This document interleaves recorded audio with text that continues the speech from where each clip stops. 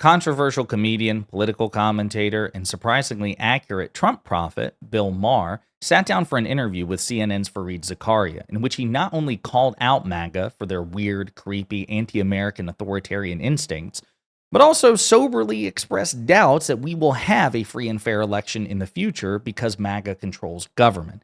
But before we unpack all that, if you end up liking this video and you want to support the channel, please be sure to hit the like, subscribe, and alert bells before you go. All right, friends, I want to play this clip from, I think it's Fareed Zakaria GPS. Zakaria was on Bill Maher's most recent episode of Real Time, and then afterwards they sat down for an interview for Zakaria's show. And you know how I feel about Bill Maher. I think he is way too obsessed with niche culture war issues. I think he's a bit too generous to the right in that regard. But when it comes to laying into Trump and predicting Trump's authoritarian instincts and pointing out that elected Republicans are much worse than elected Democrats, Bill Maher is pretty reliable. And so with that in mind, I want you to hear what he has to say. And brace yourselves because it's pretty ominous. I don't know what I don't know what recourse you have when you, again, you said it on the show, the answer is winning elections. Power begets power. When you have power, it allows you to get more power.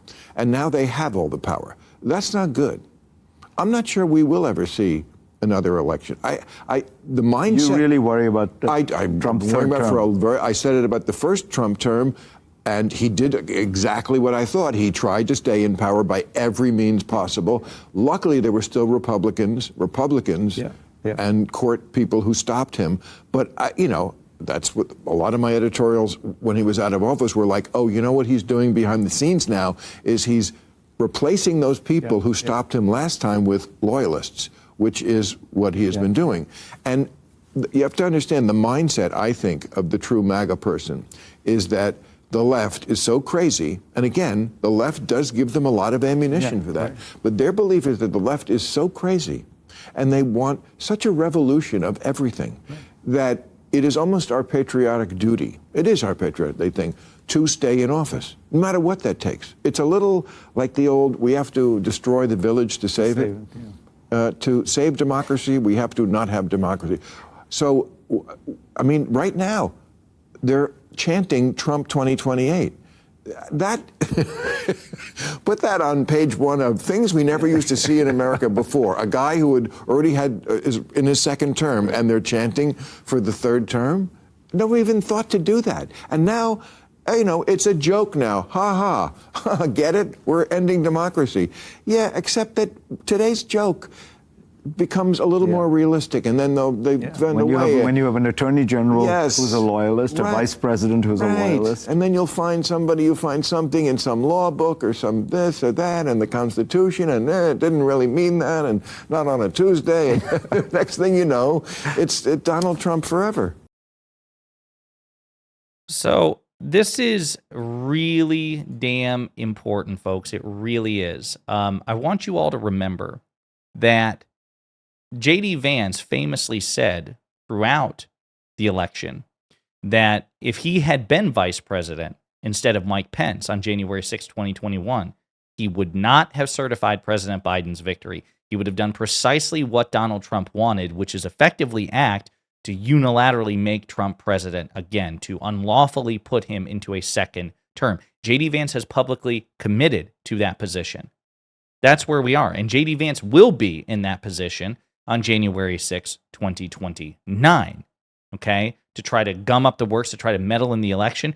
Hell, it may be J.D. Vance is presiding over his own defeat, right? Because he may run for office in 2029, assuming Trump doesn't try to run for a third term.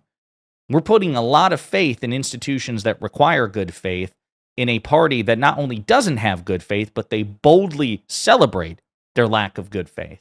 And I'll also point out, you know, to Bill Maher's point, experts say that there could be some legal shenanigans for Trump to try to run a third term. The Daily Beast ran this article, I think, back in January. Trump could attempt to seek a third term in office, experts say, despite the constitutional rule intended to prevent anyone from becoming president more than twice. Trump, who already attempted to cling to power after losing the 2020 election, has delighted supporters by referencing the possibility of staying in the White House past 2028. Let's see, just 2 days before, well, it goes into some like examples of him bragging about that. So let's get into the particulars. Regardless of his intent, the 22nd Amendment would appear to prohibit any attempt at obtaining a third term, as it clearly states, no president shall be elected to the office of the president more than twice. The fact that it's also clearly a stumbling block explains why MAGA Representative Andy Ogles of Tennessee is trying to change the amendment to allow Trump an easier path. And we covered this in previous videos. This is how sycophantic and stupid and cultish and authoritarian elected MAGA Republicans are. Look at this dipshit here. God, what a loser. Anyway, the 22nd Amendment's been in place since the aftermath of President FDR, Franklin Delano Roosevelt. So President George Washington established the precedent, the informal precedent of only serving a maximum of 2 terms. And every president between Washington and FDR adhered to that principle. If they were elected to a second term, they just didn't run for a third term, okay? FDR recognized that was just kind of an informal, again, tradition. We also had a war going on, so he ran and got elected 4 times, okay? After FDR died in office, there was the wisdom of the electorate at the time, the wisdom of Congress, and they were like, we really should codify that Washington principle into law. And as great of a president as FDR was, right, we don't want any president unlimited terms or access to multiple terms. So the 2-term precedent's probably a good idea. Well, Andy Ogles wants to change it because he's a loser and a cultist. And I'll remind you, these people have total control of government, going back to what Bill Maher is saying, right? They control the presidency. They control the House of Representatives. They control the Senate. They control the Supreme Court. They have a 6-3 conservative supermajority, the body that's supposed to interpret the Constitution, right? So the reason I'm bringing that up is I want you to keep that in mind, but also remember, despite having that unified control of government, this is the stupid shit that they're focused on, trying to give Trump a third term. They're losers. They can't govern well. They are objectively inferior to elected Democrats, and people should just try to remember that, as frustrated as they get with Democrats. Regardless, quote, anyone who says that obviously the 22nd Amendment will deter Trump from trying for a third term has been living on a different planet than the one I've been living on. Ian Bassin, the executive director of nonprofit Protect Democracy, told Politico in a piece looking at the various ways Trump could try to get a third term. Trump could attempt to formally repeal the 22nd Amendment, but that would require overwhelming majorities in Congress and support from state legislatures, which he won't get. Trump himself has said recently, but he has other options that don't involve the Constitution. This 22nd Amendment only prevents someone from being elected to a third presidential term, not from serving for a third term. That makes a scenario possible in which another candidate wins the Republican nomination in 2028, then chooses Trump as their vice presidential running mate. If they win the election, the person at the top of the ticket could then immediately resign after being inaugurated, once again making Trump president. Quote, it would not be surprising if the president were interested in this presidency again, that he would seek to go down that path, Bruce Peabody, law professor at Fairleigh Dickinson University, told Politico. There are also more extreme options. Trump could outright ignore the constitutional restrictions and declare that he's running again at the end of his second term. Assuming the Republican National Committee wouldn't stop Trump from seeking the GOP nomination, which they wouldn't, several states would almost certainly refuse to include him on their ballots and trigger a legal battle that would eventually come before the Supreme Court. It would then be down to the justices to rule that Trump is ineligible to seek the presidency for a third term. Quote, the court's going to tell the Republican Party that they can't run their candidate? Bassin told Politico, I don't think so. And it goes into examples of where the high court has made some pretty sweeping decisions in Trump's favor, like the 14th Amendment decision, even though Trump engaged in insurrection, and the 14th Amendment prohibits people who engage in insurrection who previously swore an oath to high office from running for office or holding office again.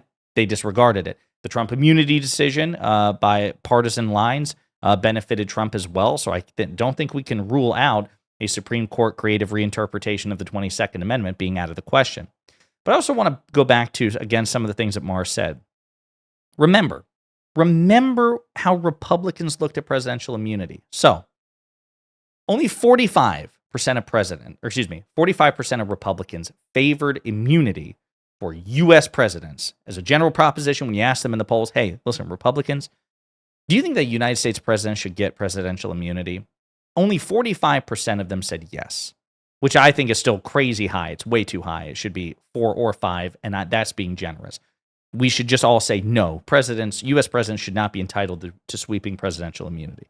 But still, a majority said no, of course not. Of course they should not get presidential immunity. Only 45% said yes.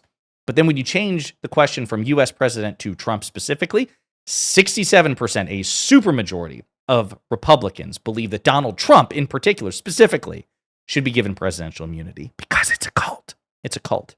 It's a cult. It's an authoritarian cult. That's incredibly dangerous.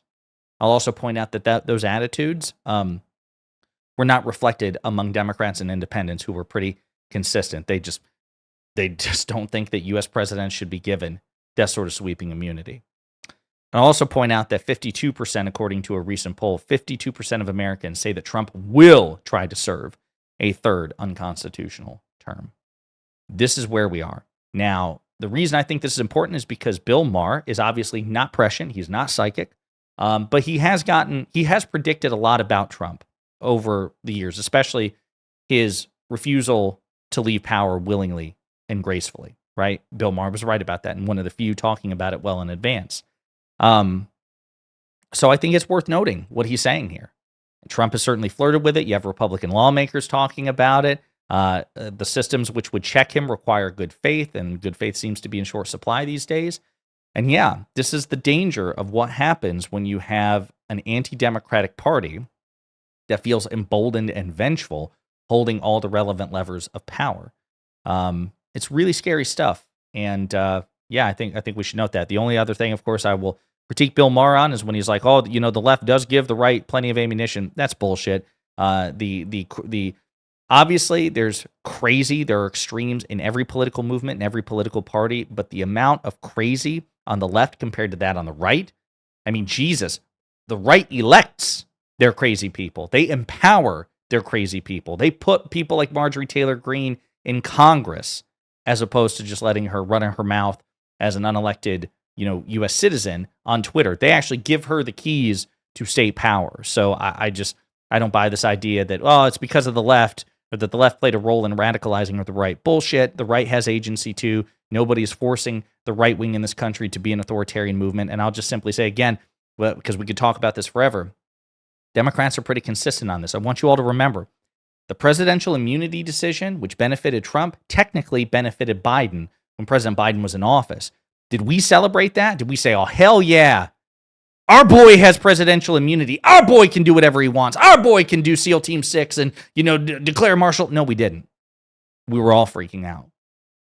The Democrats were unhappy. They were pissed. They were scared, even when our guy was in power, because we don't think our guy or any guy should be given that level of power. We are principled and consistent. So much of MAGA, unfortunately, is not. And that's really what Bill Maher was getting at.